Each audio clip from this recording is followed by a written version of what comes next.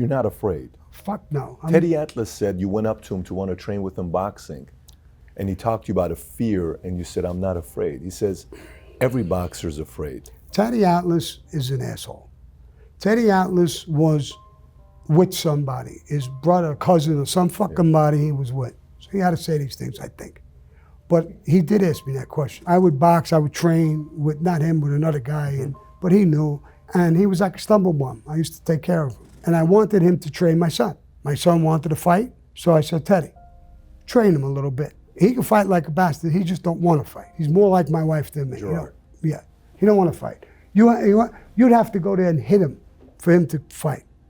He'll fight back. And you wish you didn't hit him. He's a tough little bastard, but he won't fight. He's calm-natured.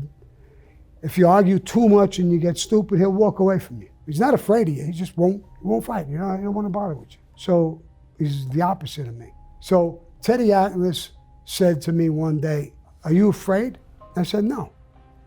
I didn't say I don't have fear. I said no. In other words, the reason I said no is when I go in the ring, and I did fighting a little bit, not professionally, but in the ring, in the clubhouse, in the whatever. So I see a guy on the other end of the ring. This motherfucker's he's got ripples, he's so ripped. So it's not fear. If the bell rings, I'm gonna fight him. But I already know I might get a beating. Now, if I was afraid, what do I do? What am I doing in the ring if I'm afraid? But he took it to a different level, meaning that's cowardice. He's coward, he's saying he's not afraid. He's really afraid. He's talking. So it was a whole created thing, which there was a whole entourage of people who wanted to make me look bad and say things like he's an animal, he did this and that. He's afraid. So if he's listening to this fucking thing, he's a tremendous trainer. I don't know how old he is. I'm 74, pushing 75. Teddy, come down and put the fucking gloves on with me. I'll show you how scared I am of you. And you're a fucking bitch.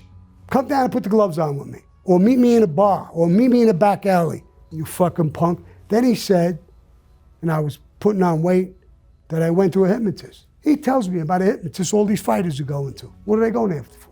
For diets, for this, for that. So I hooked up with the hypnotist. He was on the program too. And he says, what do you want? Nothing, I want to keep up my stamina, number one, so I don't lose, stamina.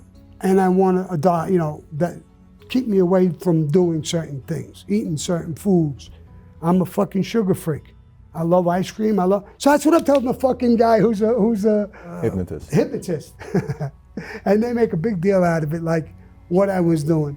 But you punk ass bitch, you haven't done a fraction of anything I've done, good, bad, or indifferent. You're a punk ass fucking trainer. You look like a fighter, but you ain't a fucking fighter. Who'd you fight? Now I'm gonna have a war with him now.